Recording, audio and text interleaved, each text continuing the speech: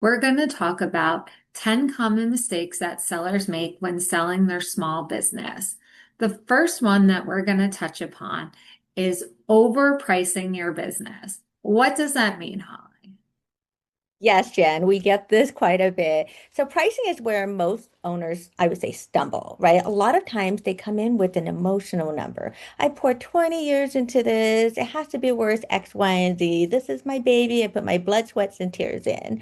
Or, they'll come in and they'll say, well, my neighbor sold their business and it's similar to mine, and they got four or five multiple for it.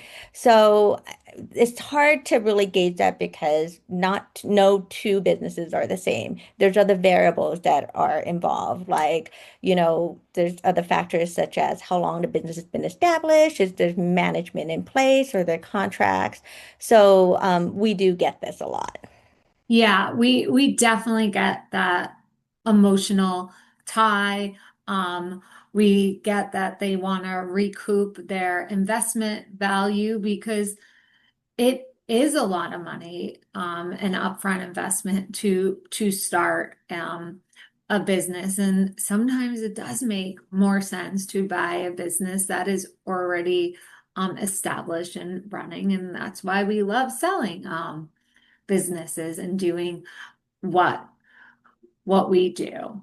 But what we really recommend that makes a lot of sense is that you get a valuation, a broker's value of opinion, so we can really tell you what is going on in the market and what your business is worth now, because that's what someone wants to buy. They don't want to buy future value. They want to buy what the business is worth right now.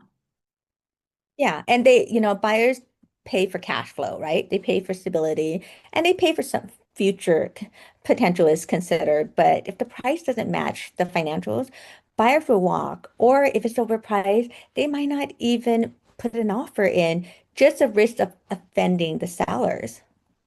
Yeah, so that's why it's really important that price that we put on the market makes sense. You don't overprice it. You don't put in that negotiation buffer. Price Hmm. what's going on in the market and what makes sense. It's just very crucial that first stage, and leave the emotional factor out of it, which is easier said than done. But this is what we got for you this week, and stay tuned to next week of Coast to Coast Broker Buzz.